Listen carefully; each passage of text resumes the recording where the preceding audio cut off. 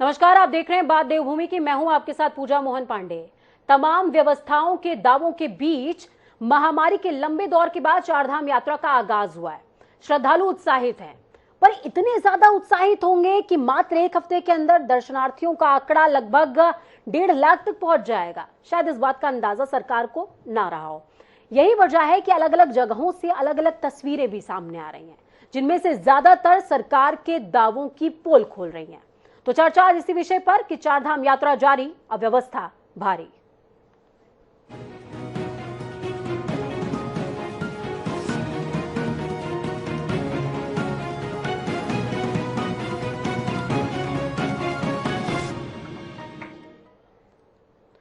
एक चेतावनी, एक घटना और कुछ तथ्यों को ध्यान से समझिए। जीबी पंत हिमालय पर्यावरण एवं विकास संस्थान ने चारधाम यात्रा में उमड़ रहे जनसैलाब से अलर्ट किया है।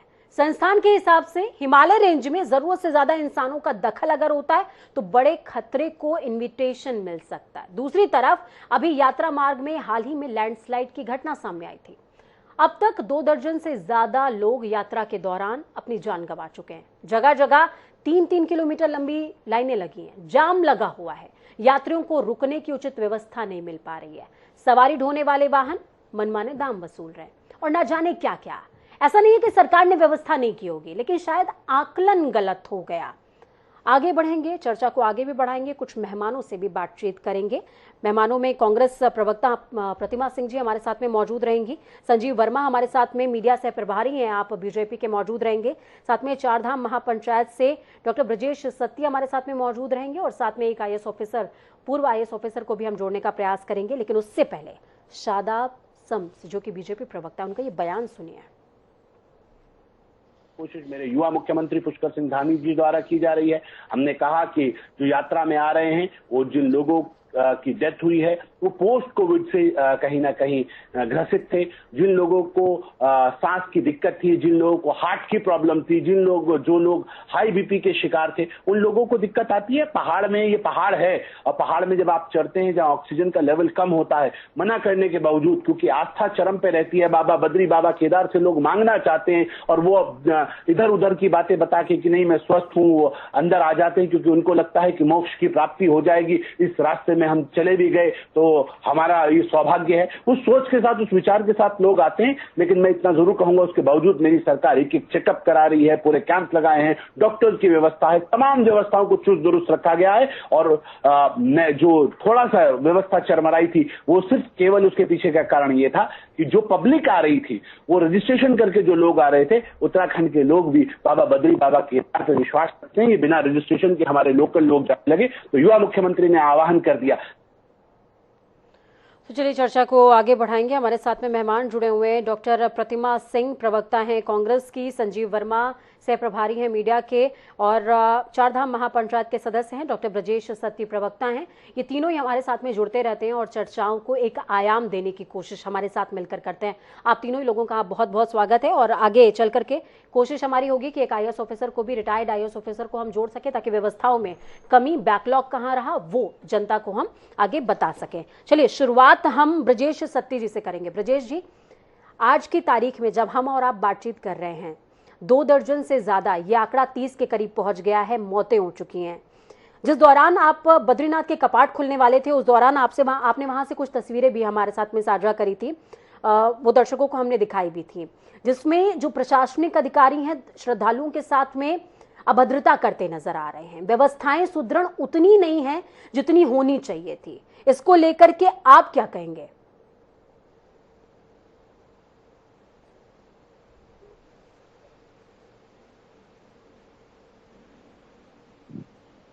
ब्रजेश जी, आप तक मेरी आवाज पहुंच पा रही है? चलिए ब्रजेश जी का रुख मैं वापस से करूंगी, लेकिन इस बीच प्रतिमा जी हमारे साथ में जुड़ी हुई हैं। प्रतिमा जी, शादाब शम्स का ऐसा बयान आता है कि जिनको मोक्ष चाहिए वो आते हैं चारधाम यात्रा में और इस दौरान उनको मोक्ष मिल जाता है, तो अगर मौत भी हो गई तो क्या इतनी बड़ी बात है, स्वास्थ्य का चेकअप करा करके आना चाहिए था। ये गैर जिम्मेदाराना बयान, और उसके बाद ये व्यवस्थाएं। कांग्रेस खुश है, नाराज है, चिंतन में है, क्या स्थिति है कांग्रेस की? देखिए, कांग्रेस पार्टी ने हमेशा जो जनमानस है उसकी सुरक्षा का और उसकी रक्षा की ही बात कही है। और चार धाम यात्रा जो है ये जो है देवभूमि के एक मान और सम्मान से जुड़ी होती है। और इस तरीके का मुझे लगता है सबसे पहले तो ये मितताएं जो है उनको छुपाने के लिए शदाब शम्स जी ने इस तरीके का जो बयान दिया है, मुझे लगता है वो शायद अपना मानसिक संतुलन उनका कुछ ठीक नहीं रहता है, इसीलिए वो इस तरीके की बातें करते हैं जो शायद आधे से ज्यादा लोगों को समझ नहीं आती। और बड़ा शर्मनाक बयान है, अपनी अज्ञानतावश अगर ये दो बातों को मिक्स कर रहे हैं, शायद उन्हें ज्ञान नहीं है कि मोक्ष क्या होता है और मुक्ति क्या होती है। मुझे लगता है कि उन्हें ये समझना होगा कि चार धाम यात्रा हो, अगर हम सनातन धर्म को मानते हैं तो हम हिंदुओं के जो धर्म स्थल होते हैं वहां जाते हैं, और अगर आप मुस्लिम हैं तो आप इस्लाम को मानते हैं तो आप जो मुस्लिम के धर्म स्थल होते हैं आप वहां जाते हैं। तो मोक्ष और मुक्ति में बड़ा फर्क है। मोक्ष व्यक्ति तब लेने जाता है, हम सामाजिक जीवन में होती है कई ऐसी गलतियां हमसे होती है, मैं कहूंगी कई लोग, ऐसा कोई दूध का दूल्हा नहीं है, पाप सबसे हो जाते हैं। जब हम उसकी माफी मांगने बाबा के दर पे जाते हैं या माता रानी के दर पे जाते हैं तो हम अपने आप को अंदर से पवित्र महसूस करते हैं, और एक मोक्ष की फीलिंग हमारे मन में आती है, वो होता है मोक्ष। और मुक्ति की बात शायद वो कर रहे थे कि वो ये भूल गए कि आप क्या हर व्यक्ति चार धाम यात्रा पे या अमरनाथ की यात्रा पे या हज की यात्रा पे ये सोच के जाता है कि मैं वहां जा रहा हूँ, वहां मुझे मृत्यु आ जाएगी और मैं मोक्ष पालूंगा या मैं मुक्ति को प्राप्त हो जाऊंगा। तो मुझे लगता है कि जरूर इसमें मुख्यमंत्री जी की जो है संस्तुति उनके साथ है, क्योंकि ये मुख्यमंत्री जी है जो मुखिया है प्रदेश की, और उनकी असफलताओं का ये नतीजा है कि आज चार धाम यात्रा में इतनी अव्यवस्थाएं फैली हुई है। और कांग्रेस पार्टी शुरू से ये बात उठाती आई है कि चंपावत उपचुनाव, आप हारे हुए मुख्यमंत्री को चुनाव कहां से लड़ाएंगे, ये छोड़ दीजिए अभी, क्योंकि अभी देवभूमि के मान और सम्मान की बात है, उसकी रक्षा करनी है। बट सरकार क्या है, आप जब से देखा है भाजपा सत्ता में आई है, उसे विपक्ष के जो बातें होती हैं, जो सामंजस्य होता है, जो संवाद होता है, उससे कोई सरोकार नहीं होता। तो ये उसका नतीजा है, इस तरीके का अज्ञानतावश जो बयान है उन्होंने दिया है। मुझे लगता है शदाब शम्स को माफी मांगनी चाहिए और भाजपा को कठोर कार्रवाई सतीश जी जुड़े हुए हैं हमारे साथ में, ब्रजेश सतीश जी जुड़े हैं। प्रतिमा जी, मैं थोड़ा सा माफी चाहूंगी आपको यहाँ पर रोकने के लिए। सतीश जी जुड़े हुए हैं, लेकिन उससे पहले मैं संजीव जी के पास जाऊंगी। संजीव जी, ऐसा नहीं लगता आपको कि आपके कार्यकर्ताओं को आपको थोड़ी सी एक्स्ट्रा क्लासेस देनी चाहिए? और जिस तरीके की चेतावनियां पहले से जारी हुई हैं, क्या आकलन नहीं कर पाई थी सरकार कि इतनी तादाद में श्रद्धालु आ जाएंगे?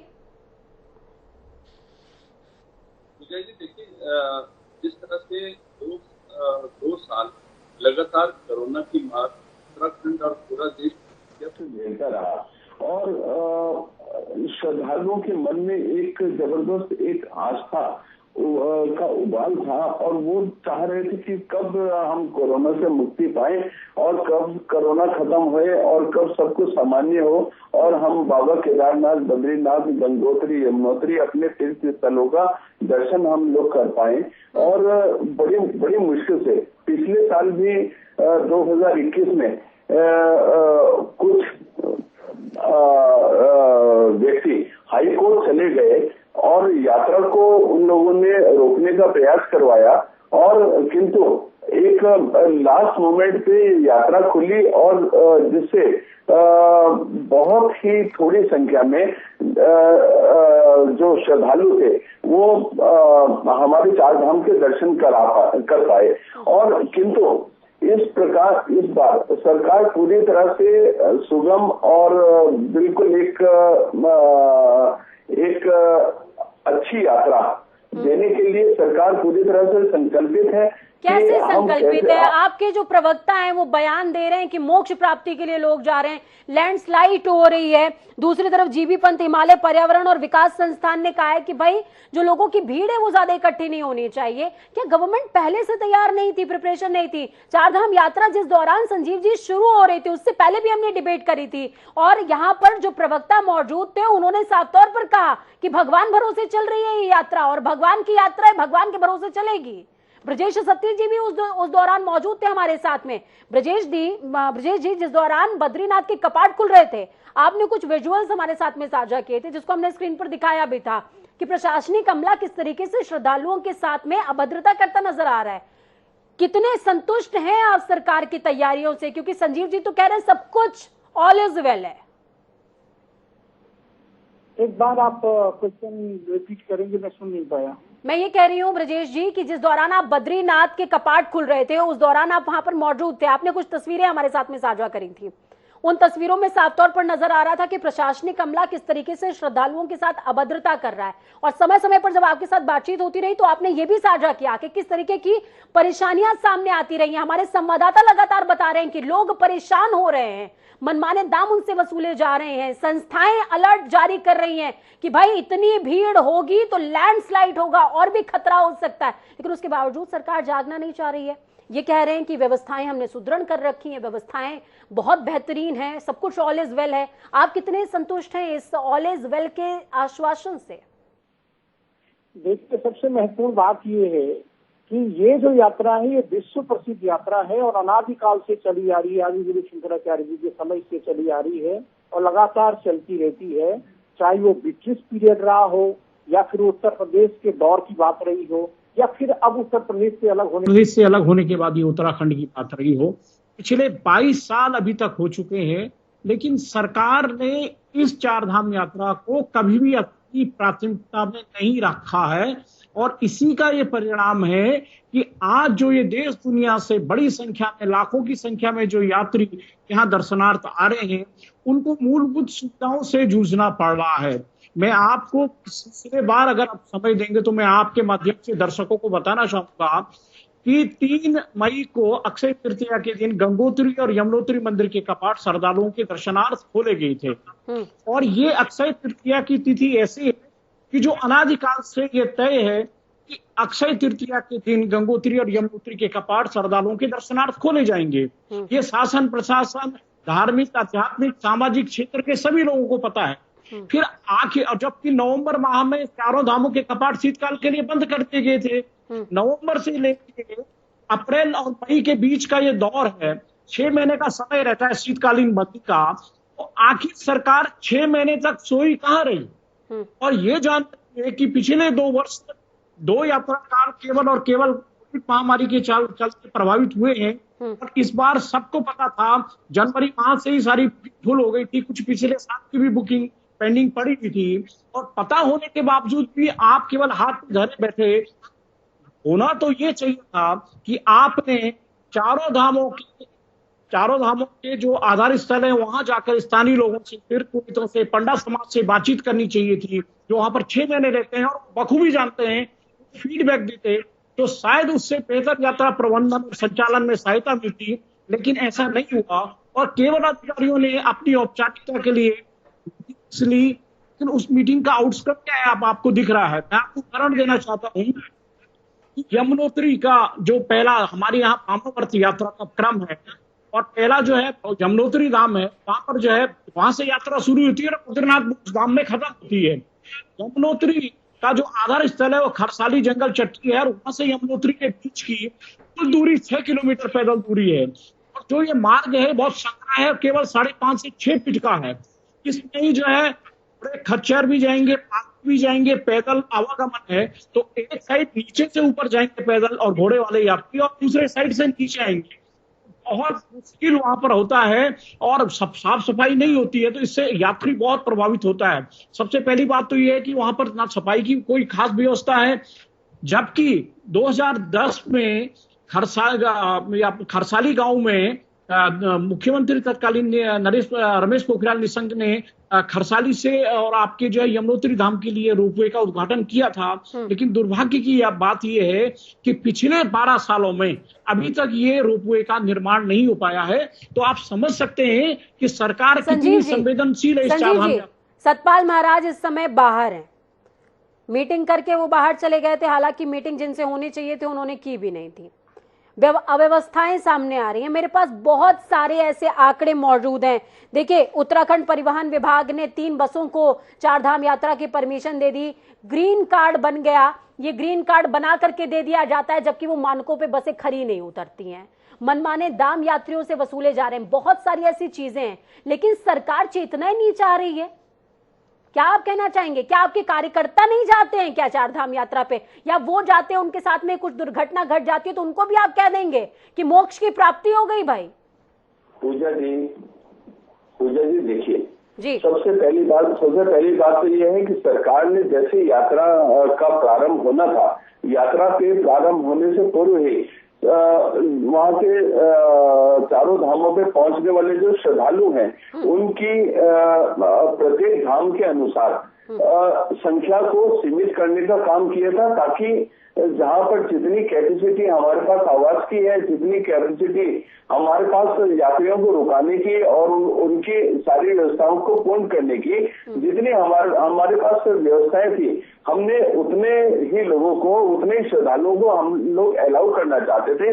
किंतु कांग्रेस पार्टी और विपक्ष के द्वारा इसके ऊपर भी हो हल्ला किया गया कि आप कौन होते हैं श्रद्धालुओं को रोकने वाले, और आप कौन होते हैं श्रद्धालुओं की संख्या को सीमित करने वाले। संजीव जी, कई राज्यों में आपकी सरकार भी विपक्ष में रही है। विपक्षियों के हो हल्ले से सरकारें नहीं चला करती, आकलन से चलती हैं, सर्वे रिपोर्ट से चलती हैं, लोगों को निर्देशित करने से चलती हैं। विपक्ष तो कुछ भी हो हल्ला मचाएगा, आप उनकी मान लेंगे क्या?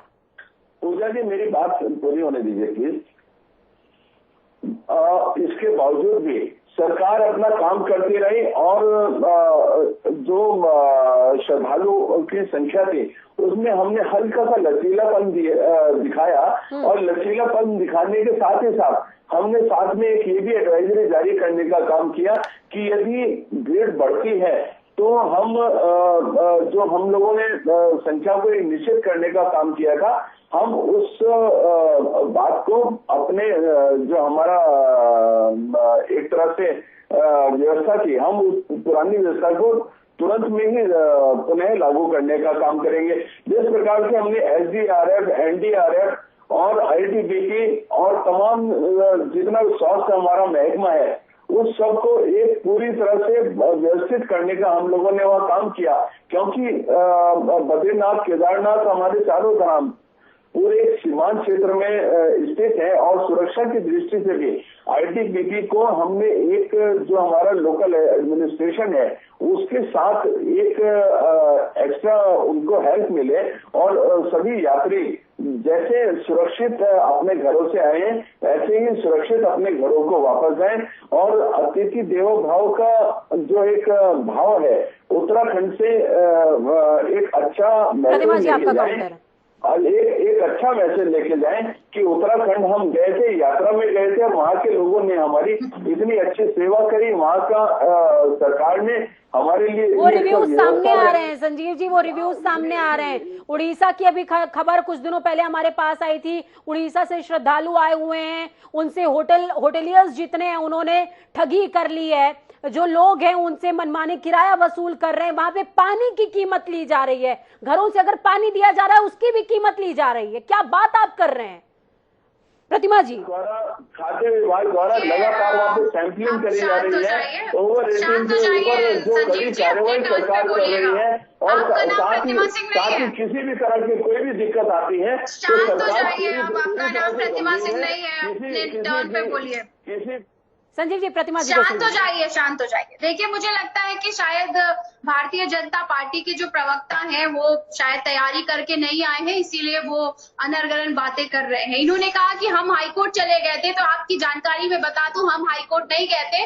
हाईकोर्ट में जब PIL गई थी और PIL में हाईकोर्ट ने साफ आपको निर्देश दिए थे, सरकार को निर्देश देने का कार्य किया था कि आप एक समिति गठित करिए, और अगर आप सुचारू रूप से चारधाम यात्रा को सुव्यवस्थित ढंग से चला सकते हैं तो हम आपको परमिशन दे देंगे। कुंभ का हाल नहीं होना चाहिए, ये कहा था हाईकोर्ट ने, लेकिन आप उसके खिलाफ SLP में। अरे शांत हो जाइए। देखिए, ये मछली बाजार मत लगाइए, मछली बाजार मत लगाइए, शांत रहिए। देखिए संजीव जी, समय चूंकि हमारे पास कम है, प्रतिमा जी को सुन लीजिए, उसके बाद मैं आपको समय दूंगी। शांत रहिए, शांत रहिए। तो उसके खिलाफ ये SLP में सुप्रीम कोर्ट चले गए क्योंकि ये तैयार नहीं थे। दूसरी बात, इन्होंने कहा कि विपक्ष ने वो हल्ला मचाया, विपक्ष ने कोई वो हल्ला नहीं मचाया। हमने चीफ सेक्रेटरी के उस वक्तव्य का स्वागत किया जिसमें उन्होंने कहा था कि हम श्रद्धालुओं की सीमा को सीमित करेंगे, हमने वो स्वागत किया था। लेकिन शाम होते होते पुष्कर सिंह धामी जी का जो लचीला रवैया है वो सामने आया। उन्होंने कहा जितने लोगों को आना है आइए। तो ये सरकार का प्रबंधन नहीं है। पर्यटन मंत्री दुबई घूम रहे हैं, लोगों की गलती हो रही है। ठीक है, मेरे सहयोगी से कहूंगी कि दोनों लोगों की आवाज को रोकें। यहाँ पर retired IAS officer Surendra Singh Pangti भी हमारे साथ में जुड़े हुए हैं। सुरेंद्र सिंह जी, बहुत स्वागत है आपका। थोड़ा सा लेट हो गए हम आपको जोड़ने में, लेकिन बहुत जरूरी आपका वर्डिक्ट हो जाता है, क्योंकि देखिए जिस तरीके की अव्यवस्थाएं मौजूदा वक्त में चारधाम यात्रा को लेकर के फैली हुई हैं, उसमें क्या बैकलॉग से और कितना वो बेहतर हो सकता है, ये जो मार्गदर्शन है आपके माध्यम से ही शायद संजीव जी को मिल जाए और संजीव जी अपनी पार्टी तक पहुंचा सकें।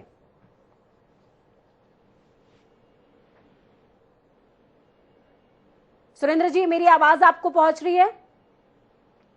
चलिए एक बार फिर से हमारी कोशिश होगी। तब तक ब्रजेश जी के पास मैं जाती हूं। ब्रजेश जी, जिस तरीके से मौजूदा वक्त में हर रोज नए चेंजेस देखने को मिल रहे हैं, अभी देखिए हाल ही में VIP एंट्री बंद कर दी गई है, अभी हाल ही में जो यात्रियों की संख्या थी उसको निर्धारण को लेकर के बयान सामने आ रहे हैं, टाइमिंग को लेकर के बयान सामने आ रहे हैं। क्या आपको भी ऐसा महसूस होता है कि पुष्कर सिंह धामी के ऊपर दबाव बहुत ज्यादा आ गया है, कम एज में ज्यादा प्रेशर झेल रहे हैं वो?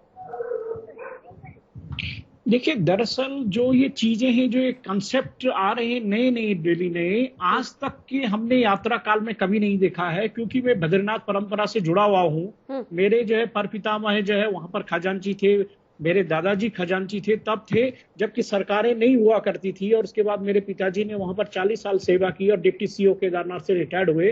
तो मेरी तो परंपरा ही बद्रीनाथ से जुड़ी हुई है। मैं जानता हूं कि आज तक कभी ऐसी हमने सिचुएशन नहीं देखी। और जहां तक आप ये बात कर रही हैं कि यात्रा निर्धारण की, जो इन्होंने पहले यात्री संख्या निर्धारित की थी वो थी 4000 आपने यमुनोत्री में की थी, और 8000 और 7000 आपने गंगोत्री की, 12000 केदारनाथ और 15000 आपने बद्रीनाथ में की। यात्रा शुरू होती है आपकी यमुनोत्री से। पहला यात्रा स्थल है अपना पड़ाव है हमारा यमुनोत्री। वहां अगर 4000 यात्री आएगा तो गंगोत्री कितना जाएगा, फिर गंगोत्री से केदारनाथ कितना जाएगा, और बद्रीनाथ तक तो मुझे लगता है 1000 यात्री भी नहीं जाएगा। तो कैसे मैंने ये यात्री निर्धारण हो रहा है, हमें तो समझ में नहीं आ रहा है। तो ये तो बिल्कुल ही जो है बिना स्टडी इस सवाल का जवाब हम retired IAS officer Surendra Singh Pangti एक बार फिर से हमारे साथ में जुड़ गए हैं। सुरेंद्र जी, बहुत स्वागत है आपका। सवाल मेरा वही कि दिशा निर्देश देने की कोशिश कीजिए, माफ कीजिएगा, मार्गदर्शन देने की कोशिश कीजिए मौजूदा सरकार को कि जो अव्यवस्थाएं फैली हुई हैं वो सुदृढ़ कैसे हो सकती है। हो सकता है कि गवर्नमेंट को, जनता को एक दृष्टि आपकी बात से मिल जाए। आप दोबारा सवाल रिपीट करेंगे, यहाँ कट रहा है। सुरेंद्र जी, सवाल मेरा यह है कि मौजूदा वक्त में चारधाम यात्रा को लेकर जिस तरीके की अव्यवस्थाएं फैली हुई हैं, आपको क्या लगता है कि उन्हें सुदृढ़ कैसे किया जा सकता है? नहीं, ये जो चारधाम यात्रा जब चलती है इसकी बहुत सारी व्यवस्थाएं से पहले चली आ रही है, कोई नई चीज नहीं है, बिल्कुल चलती आ रही है। और उसका एक बिल्कुल जो ड्रिल था वो बिल्कुल फिक्स था पहले से। वर्तमान में मुझे लगता है कि सरकार जो है या कभी कोविड में, कभी दुनिया भर की जो ठीक है। चलिए, सुरेंद्र जी की आवाज कट गई है, लेकिन मुझे लगता है कि जिस तरीके से वो अपनी बात साझा कर रहे हैं वो साफ तौर पर यही बोलते नजर आ रहे हैं कि गवर्नमेंट को बहुत ज्यादा आकलन करना चाहिए था पहले, और ये समझना चाहिए था कि अगर 2 पैंडेमिक के सीजन के बाद यात्रा शुरू हो रही है तो दबाव यात्रियों का बढ़ सकता है। बहुत शुक्रिया आप तीनों ही लोगों का, हमारे साथ चारों ही लोगों का, माफ कीजिएगा, जुड़ने के लिए और इस चर्चा को एक आयाम देने के लिए। तो आपने देखा, सुना और समझा कि किस तरीके से हर कोई अपनी गलतियों पर दामन बचाने की कोशिश कर रहा है और गलती होने पर आक्रामक भी विपक्षी हो रहे हैं। लेकिन सबसे बड़ी बात यह कि क्या लोगों की जान की कीमत नहीं है? क्या आपके प्रदेश की प्रतिष्ठा की कीमत नहीं है? क्या श्रद्धालुओं की आस्था की कीमत नहीं है? क्या उसका आकलन सरकार सही नहीं कर पाई? क्या पुष्कर सिंह धामी इतने ज्यादा दबाव में आ गए कि वो घड़ी घड़ी अपने फैसलों को बदल रहे हैं?